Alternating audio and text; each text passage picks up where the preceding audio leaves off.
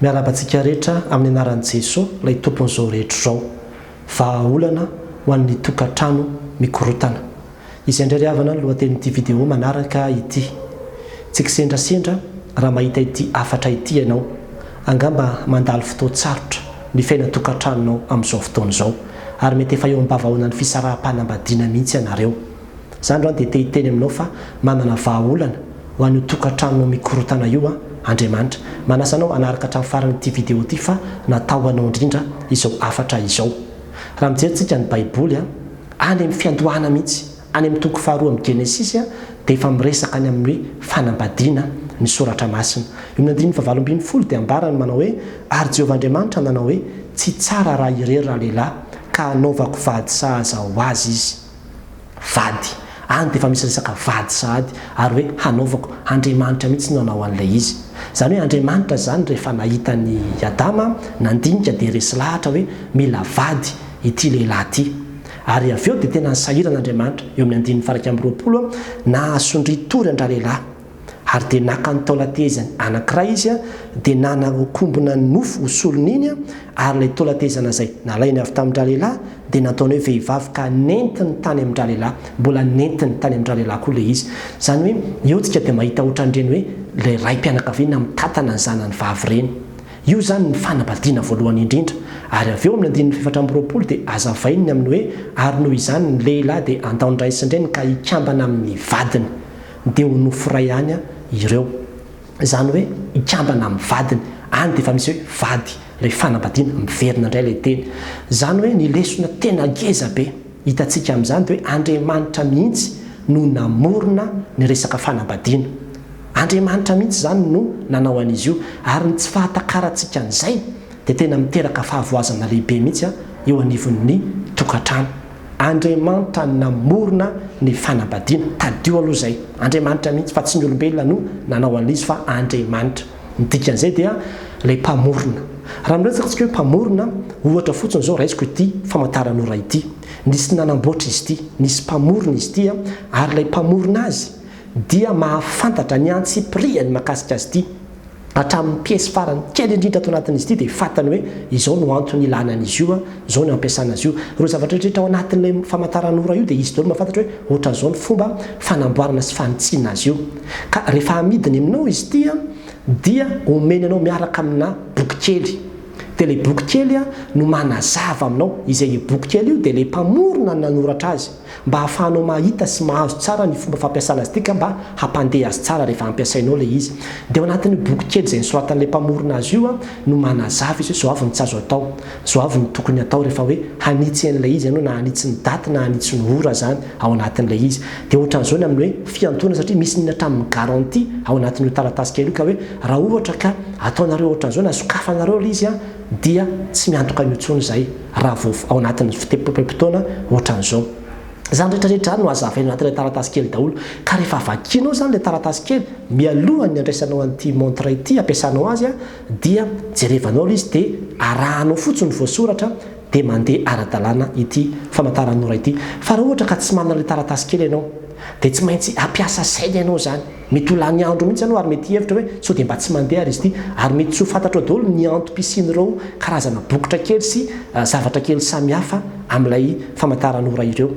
Dia mety hanaonao foana ianao ary ny zavatra izay ataonao mety hanimba ilay izy mihitsy satria mety ho sokasokafanao ilay izy dia izany rehetrarehetra zany hiteraka fahavoazana daholo satria tsy namaky an'ilay boky kely ianao. Ilay boky kely izay nomeny ilay mpamorona nanazavany hoe ohatran'izao ny fampiasana azy io.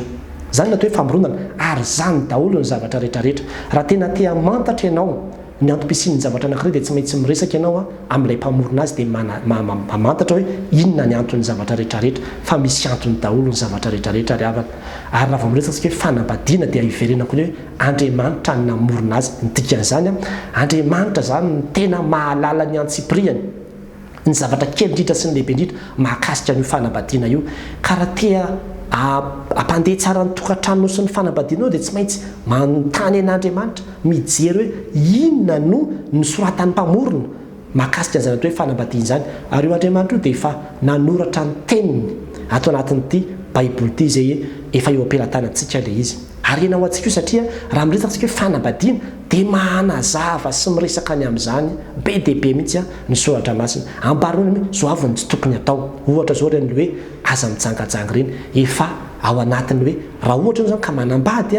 dia zao hoe aza miray afa-tsy amin'ny vadinao ihany dia rehefa ampiaritsika zay dia izay tsika no afaka andana tokantrano mandeha tsara ary zany ny olona nariavana amin'izao fotoana zao satria ny akabetsahan'ny olona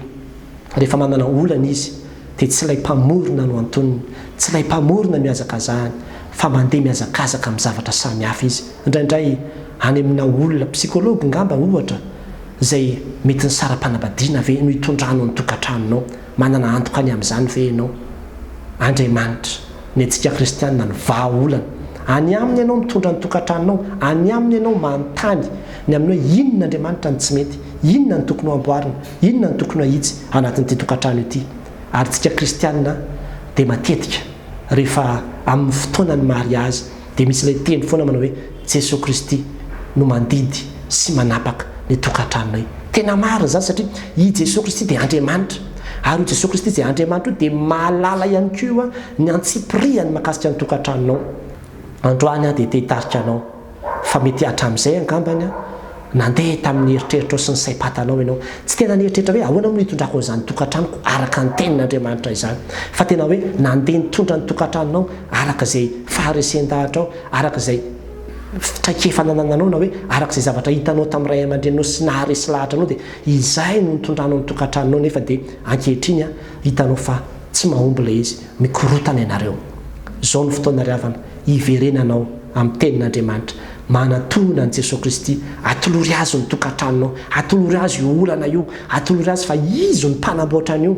izy ny mahay makasika an'io izy ny tena mécanicien ohatra hoe raha mana tomobile dia makany mécanicien ka raha le tompony mihitsy no hitondranao le fiara zay nanamboatra ny fiara iny dia azonao antoka hoe ho vitan'io dia tahaka izany koa raha le Jesosy Kristy raha le Andriamanitra mihitsy no hitondranao ny tokantranonao dia azo antoka fa ilamino satria izy aneny namorona an'io izy aneny mahafantatra ny zavatra rehetrrehetra makasika an'io ary ny baiboly dia tena miresaka be deaibe ny amin'izany hatramin'ny hoe ahoana ny fitondrana ny zanaka ahoana ny ataoko amin'ny maharay ahoana ny ataoko amin'ny mahazanaka ahoana ny adidiko amin'ny rafozana sy amin'ny fianakaviana miresaka be deaibe amin'izany ny soratra masina fa tsy vakitsika le boky kely tsy vakitsika le manuel fa indraindray ny filozofia an'izao tontolo izao sy ny boky sy ny gazety etsy sy roa no vakitsika dia reny no everitsika hoe manuel hitondrana le fiainana ny soratra masina ihany satria ao no mirakitra ny soratra izay nambaran'ilay mpamorona azy dia Andriamanitra zao tontolo zao na ny fanjakana aza mba manao lalam-panorenana izy dia manitsiny amin'ny hoe ohatran'izao natao hoe mpivady ohatr'izao natao hoe ankonana zavatra tena mifanohatra amin'ny sitrapon'Andriamanitra tsy izany namorona n'ilay mpahary azy ary tsy manana tenitsika fa ilay mpamorona ny tompony zavatra rehetrarehetra amin'io tompo marika amin'io ka izay namoronana azy ihany no hitondrantsika azy fa tsy hoe zao ny ambara lalam-panorenana mety isy lalam-panorenana tokoa hiteny fa mety hiteny zavatra mifanohatra amin'ny ambaran'ny tenin'Andriamanitra izy toytsika hoe any anay ny voalohany dia le mpamorona le Andriamanitra mihitsy aloha inona ny ambaran'Andriamanitra ny amin'izay natao hoe fanambadiana zany inona ny ambaran'Andriamanitra ny amin'ny hoe toetra sy fomba fiaina ao anatin'izany fanambadiana zany dia izay no azo antoka indrindra satria izay teny izay no teny avy amin'ilay mpamorona izao ny fotoana riavana manapa-hevitra hitondra ny fiainanao manomboka izao araka ny tenin'Andriamanitra manontany eo ny tompo miresaha aminy hoe teo anatrehany ny olana izay mahazo anao ary lazao izay tompo inty aho ampio aho ianao ny fantatro fa manana ny vahaolana ho an'ity zavatra mahazo aty ampahafantaro an'ny sitraponao ampianaro an'ny teninao mba handehanako araka izany ary rehefa azavainy aminao amin'izay ilay izy atorony aminao amin'izay ilay izy dia maneke fotsiny manara fotsiny raha tianao andeha ilay tokantranonao araka le hoe raha ohatra ty montre-tika tsy fantatro mihitsy ahoana ny ampandehanako azy rehefa hitanao amin'izay ilay zavatra ambaran'ilay boky kely hoe ohatran'izao ny fomba fanamboarana ny andro fanamboarana ny ora dia arao fotsiny dia ho hitanao fa andeha tsara io rehefa avy eo tahaka izany koa tsika riavana Andriamanitra no mpamorona tadidio zay Andriamanitra ny mpamorona ary ny mpamorona no mahalala ny atsipiriany makasika an'io sy mahafantatra ny fomba fanamboarana an'io afaka mbola manangana ny tokantranonao Andriamanitra afaka manamboatra azy izy fa dia atolory azy ilay tokantranonao omeo azy ilay tokantranonao ho amboarina izay no fahendrena ho antsika olombelona fa tsy mahavita teny tsika ary tsy mahay manao na inona na inona tsika raha misaraka amin'io andriamanitra io. An'andriamanitra ry ranony voninahitra mahery izy ary havana. Amen.